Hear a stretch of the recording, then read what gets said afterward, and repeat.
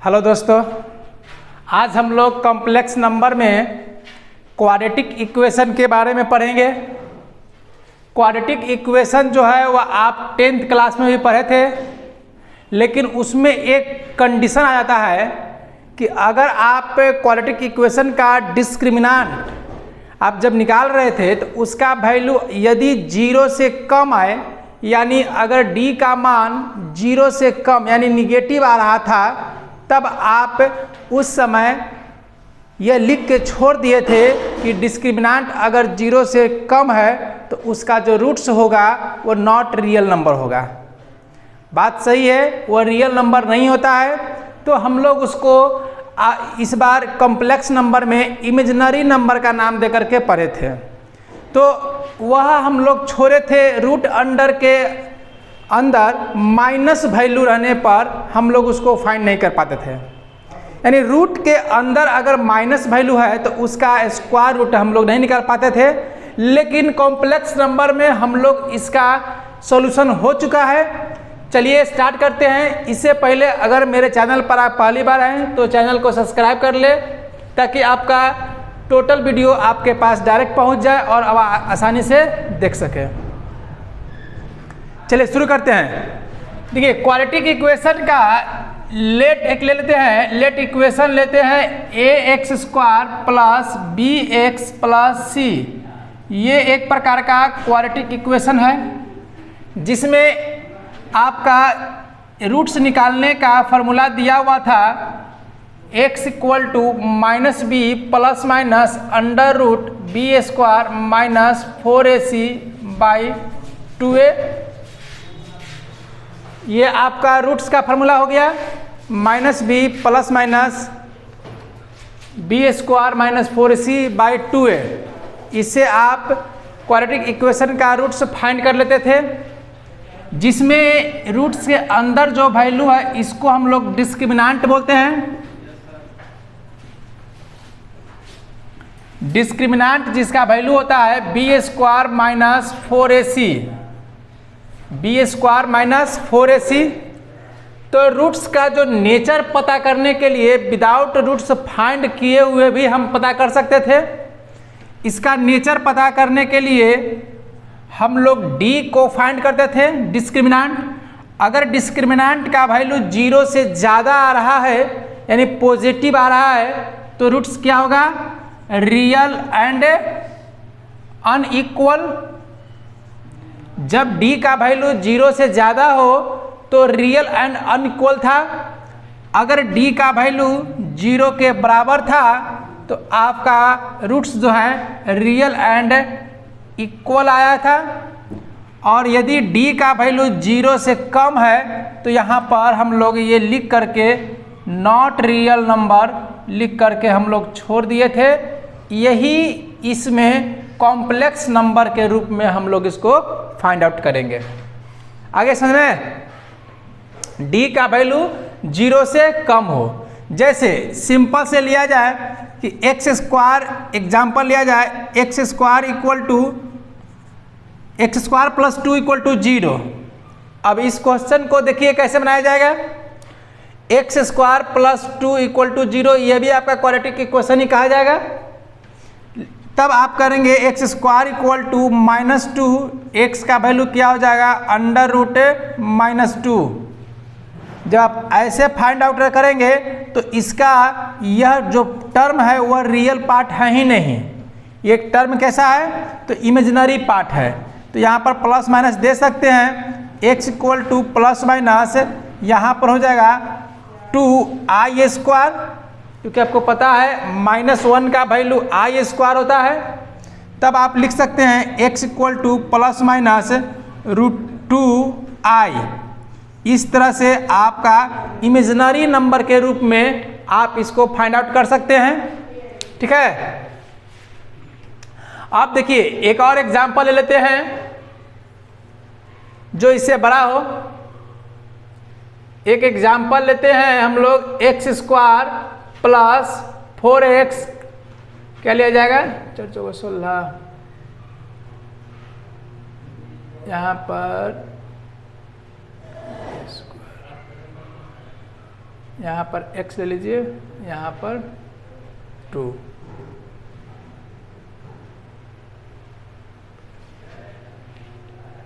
चलिए ये ले लीजिए x square plus x plus 2। अब इसमें आप जब फॉर्मूला यूज करेंगे तो आपका डिस्क्रिमिनेंट जो होगा वह आपका नेगेटिव आएगा। जैसे इसमें हम लोग फाइंड आउट किए थे a equal to 1, b equal to 1, c equal to कितना है 2। तो डिस्क्रिमिनेंट किसका हो जाएगा? डिस्क्रिमिनेंट क्या हो जाएगा? B square minus 4ac। B square minus 4ac आप लोग याद भी कर चुके हैं 10th में। तो इसका हो जाएगा 1 का स्क्वायर माइनस 4 इंटू 1 इंटू 2, यानी हो जाएगा 1 माइनस 8, यानी हो जाएगा माइनस 7। यहाँ पर आप लोग 10th क्लास में -7 आने पर ये आपका डिस्क्रिमिनेंट 0 से कम है और ये कम लिख करके आप छोड़ दिए थे कि इसका जो रूट्स होगा वह नॉट रियल नंबर होगा। ये बात बिल्कुल सही है, इसका जो रूट्स है वह रियल नंबर नहीं होगा, कॉम्प्लेक्स नंबर के रूप में इमेजिनरी फॉर्मेट में होगा। तो d का मान -7 आ जाने पर आप फाइंड आउट करिए -b plus minus under root d/2a, ये भी फॉर्मूला था। या तो आप अंडर रूट में b स्क्वायर माइनस 4ac लिखिए या अंडर रूट में आप सिर्फ d लिखिए। माइनस b का वैल्यू है 1 plus minus under root -7/2a, 2 गुने 1, यहाँ हो जाएगा -1 प्लस माइनस यहाँ हो जाएगा 7i। ठीक है, अंडर रूट -1 का वैल्यू क्या होता है? i होता है। या आप थोड़ा सा लॉन्ग करना चाहेंगे तो -1 का वैल्यू i स्क्वायर लिख करके आप बाहर निकाल सकते हैं। और इसके बाद हो जाएगा बटा 2। तो x का मान आप 2 बार लिख दीजिए, -1 प्लस √7i/2, और लिख सकते हैं -1 माइनस √7i/2, यानी ये आपका एक कॉम्प्लेक्स नंबर के फॉर्मेट में x का मान निकल गया। और अब आप क्वाड्रेटिक इक्वेशन का कोई भी वैल्यू, कोई भी मान आप निकाल सकते हैं। ठीक है,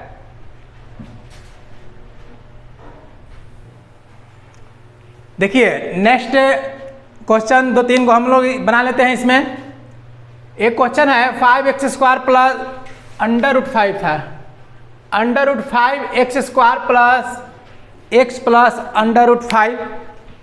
इसको हम लोग बनाएंगे। तो बनाने का तरीका बिल्कुल वही है जो आप लोग 10th में बनाए थे। इसमें बस थोड़ी सी बात और छोटी सी बात है कि अंडर रूट माइनस का सॉल्यूशन हम लोग के पास नहीं था 10th में, अब हम लोग के पास हो गया है। अब आसानी से फार्मूला के तहत बना सकते हैं। देखिए यहाँ पर a का मान कितना हो जाएगा? √5, b का मान 1, c का मान √5। तो पहले d निकालेंगे, b square minus 4ac, b का मान है 1 का square minus 4 into √5 into √5, 1 minus 4 गुने 5, यानी कि हो गया -19। ठीक है, अब -19 को हम लोग फॉर्मूला में बैठाएंगे, x equal to -b under root d/2a, x equal to -b, b का मान क्या है? 1 है, -1 plus minus under root -19/2 into √5, a का मान क्या है? √5 है। अब इसको हल करिए, x equal to -1 under root, ध्यान दीजिए अंडर रूट -19 को लिख सकते हैं अंडर रूट 19i लिख सकते हैं /2 √5। तो x का मान हो जाएगा -1 प्लस अंडर रूट 19i/2 √5, और हो जाएगा -1 माइनस √19i/2 √5। इस तरह से आपका x का जो रूट्स है वह आपका फाइंड आउट हो गया। आगे समझ ना। अब देखिए इस तरह से एक और क्वेश्चन है 3x² प्लस 7ix प्लस 6 है। तो इसमें i के भी फॉर्मूला दे सकता है, कोई दिक्कत नहीं है, क्योंकि i एक प्रकार का अंडर रूट -1 है, यानी एक कांस्टेंट वैल्यू है। ऐसा मत समझ लीजिएगा कि इसमें अब 2 वेरिएबल काम कर रहा है। x वेरिएबल है और i यहाँ पर क्या है, इमेजिनरी नंबर है, ना कि कोई वेरिएबल है। तो आप यहाँ पर a इक्वल टू 3 लेंगे, b equal to 7i, c equal to 6, d का मान b square minus 4ac, b का मान 7i का whole square minus 4 into 3 into 6। अब यहाँ देखिए क्या हो जाएगा, 7i स्क्वायर माइनस 12 छक्के 72, सही है ना। माइनस देखिए i स्क्वायर का मान -1 हो जाएगा, ठीक है ना। i स्क्वायर का मान -1 होती है, यहाँ पर क्या हो जाएगा -7, अब माइनस 72 यानी कि हो जाएगा -79। यानी आपको दिखने को मिल रहा है कि इस चैप्टर में आपका डिस्क्रिमिनेंट जो है हमेशा माइनस में आ रहा है, और डिस्क्रिमिनेंट माइनस में आने का मतलब है कि उसका जो रूट्स होगा वह न रियल नंबर ना होकर के कॉम्प्लेक्स नंबर में होगा, ठीक है। तो x equal to -b plus minus √d/2a minus b 7i plus minus √d, का मान क्या है -79/2 गुने 3। यहाँ हो गया -70i प्लस माइनस √, देखिए अब 79 का रूट्स निकाल सकते हैं नहीं ना, तो आप 79 को रूट्स के अंदर रहने दिया जाए और √-1 का वैल्यू होता है i, बाहर निकाल दीजिए और 6 हो गया। आप इसको अलग अलग लिख सकते हैं, तो -7i प्लस √79i/6 माइनस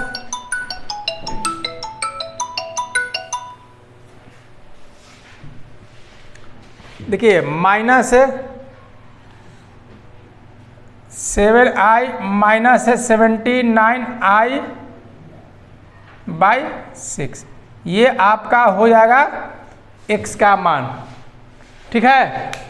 आपको क्या देखने को मिला कि आपका जब भी डिस्क्रिमिनेंट निकाल रहे हैं तो आपका x का जो वैल्यू है वह आपका कॉम्प्लेक्स नंबर के रूप में मिल रहा है।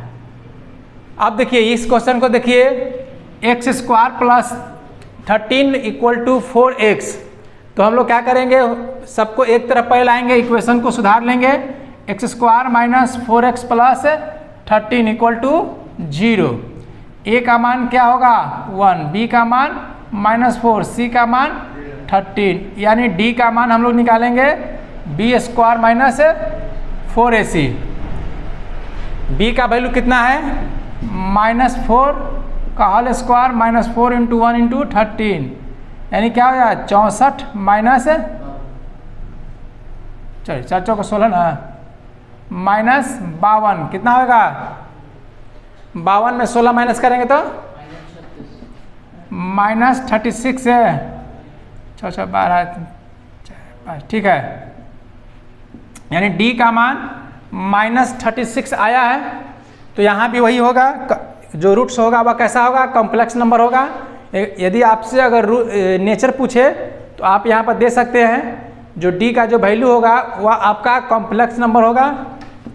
अब यहाँ पर निकालिए x equal to -b √d/2a minus b का वैल्यू -4 प्लस माइनस √-36/2 गुने 1, यानी 4 प्लस माइनस 6i ना हो जाएगा ये /2, 2 कॉमन ले लीजिए तो 2 प्लस माइनस 3i/2, 2 को कट दीजिए तो x इक्वल टू हो जाएगा 2 प्लस 3i और एक और हो जाएगा 2 माइनस 3i। इस तरह से दो रूट्स आपका सभी में निकल भी रहा है।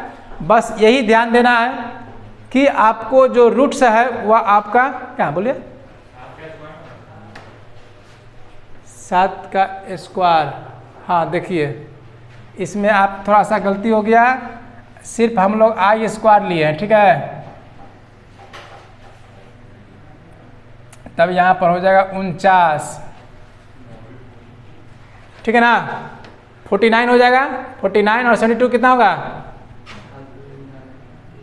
9 2 11 7 4 11 1 12 121 ना।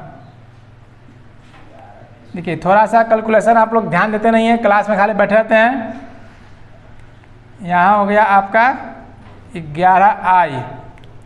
अब इसका वैल्यू क्या हो जाएगा, तो -7i plus 11i/6 -7i minus 11i/6, यानी यहाँ हो जाएगा 18i/6, सॉरी 4 ना हो जाएगा,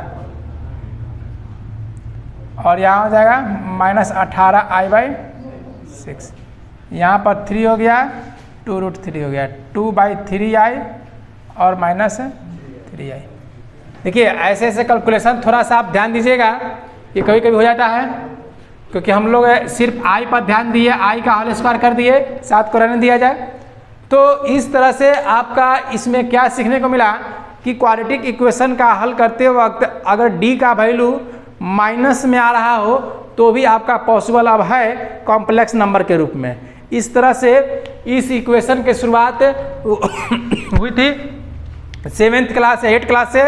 अब इसका चैप्टर का द एंड हो गया, इसके बाद इसे नहीं पढ़ना है और ये आपको क्वाड्रेटिक इक्वेशन का फुल फिल आपका सॉल्यूशन हो चुका, ठीक है।